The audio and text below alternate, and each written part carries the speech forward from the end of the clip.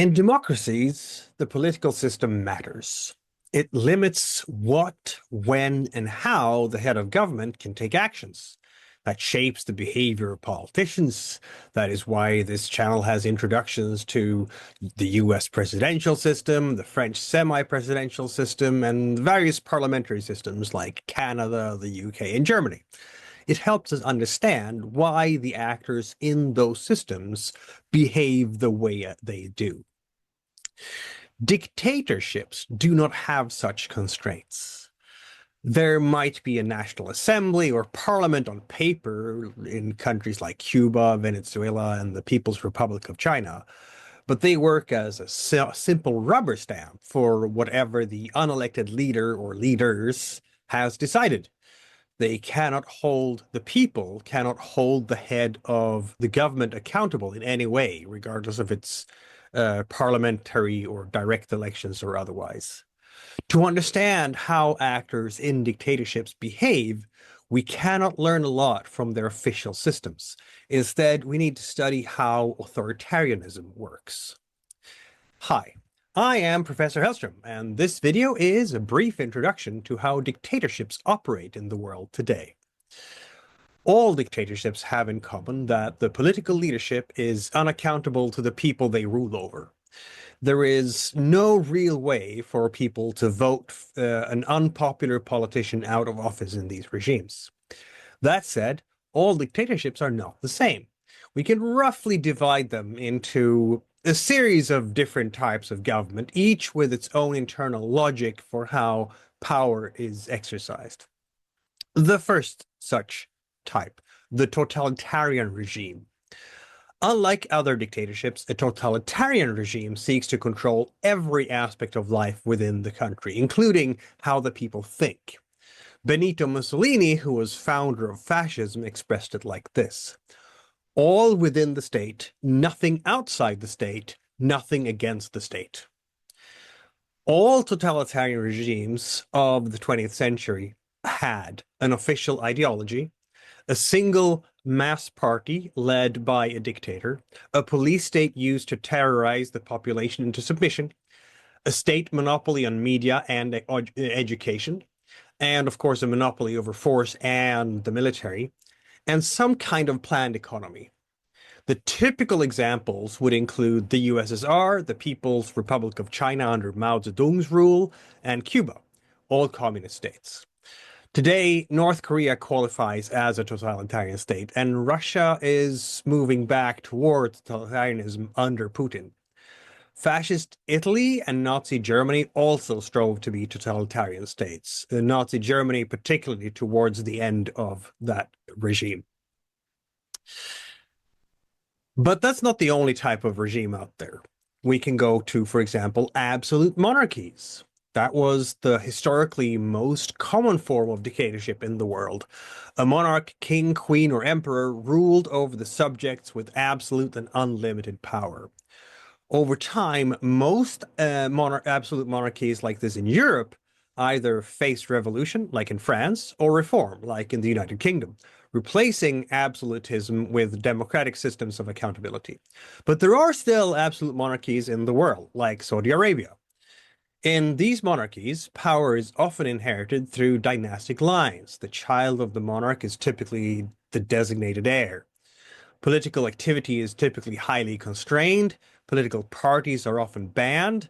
There might be a representative assembly, but that is more likely a council of nobles than elected representatives of the people. The absolute monarchy will often use strict censorship of the media, and citizen rights will be few.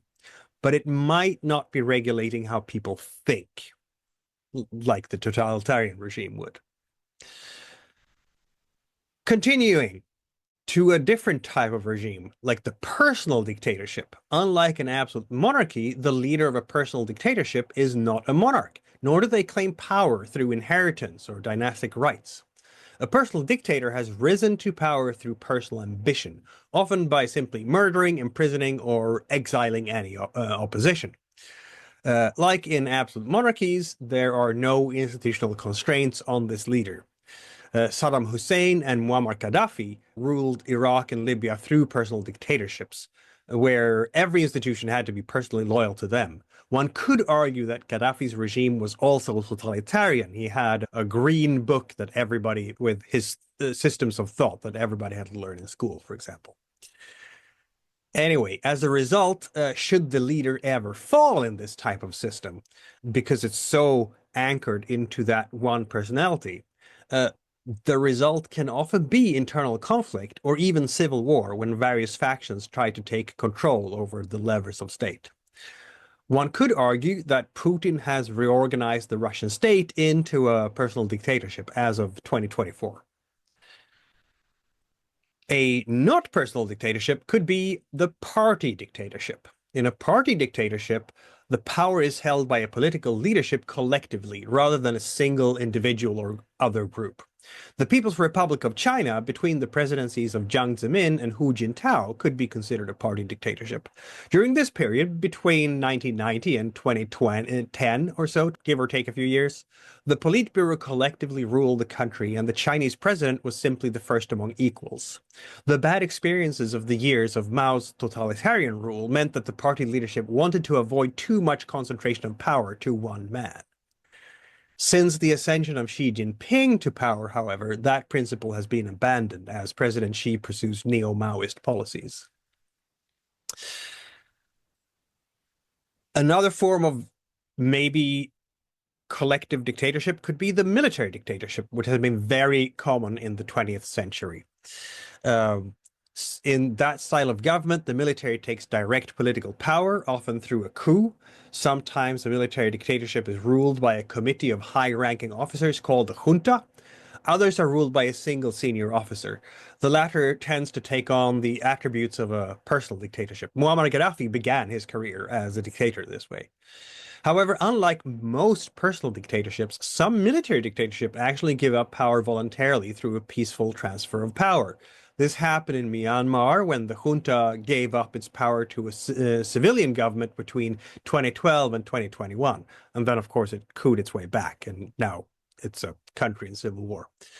Thailand was likewise ruled by a junta during the 2010s, but has since moved towards increased democracy.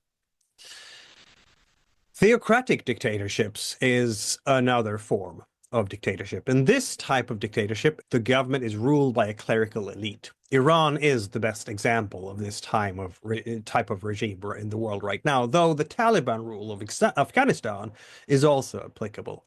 The government of this regime is deeply ideological, like the totalitarian regimes, but what makes the theocratic regime unique is that the ideology they draw upon is specifically motivated by religion.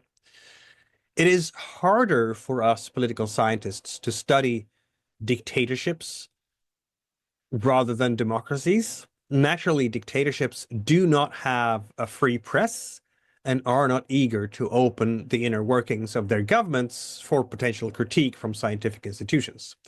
These regimes have low transparency, often high censorship on the media, and a general unwillingness to share how they operate. All governments have to operate through institutions, and that includes dictatorships. Some such regimes retain legislatures and political parties to operate various functions that a government needs to implement its agenda. And here follows a few examples. Courts in dictatorships do not operate independently of the executive.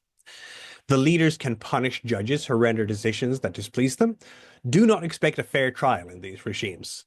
The final verdict is often decided before the procedure begins. See Stalin's show trials. But the regime can still use the courts to secure property rights to ensure investors that their money is safe and thus keep the economy going, notwithstanding the repression of other parts of society. Courts can also be used to punish low-level corruption, particularly in government officials who have displeased the top leadership in some way, to give the semblance of fairness and pretense of concern for citizen welfare. Political parties can exist even in relatively totalitarian regimes to give a semblance of freedom of choice during elections. But even when a dictatorship allows opposition parties, they are never allowed to become big enough to threaten the regime, and their candidates are thoroughly vetted to ensure that they do not get too outspoken against the regime. Their role is simply to create an impression of democracy, not to be an effective opposition voters can turn to. They're the licensed opposition. In such dictatorships, the regime controls the electoral apparatus, ensuring that the licensed opposition can never win. If the dictatorship is a one-party state, the political party often functions as a mechanism for education and promotion of cadres for future leadership roles. Legislatures can also continue to exist in many dictatorships, and for much the same reason, to create an image of democracy and democratic legitimacy where none really exists. In some regimes, these parliaments permit some level of debate, particularly in issues that do not matter much to the regime, like, is there a bridge there that works? Allowing the licensed opposition to point out basic issues of governing, which helps the regime deal with those issues before they can become a threat to the regime. This captures some ways that dictatorships can use courts, parties, and legislatures to assist in governing their countries while maintaining control of the system. If you find this video useful, please take the time to the video, press that subscribe button and the bell button so you can get notified when new content is published. You can also support the channel by joining the community or supporting me on Patreon or Ko-fi. Every little bit helps. Thank you.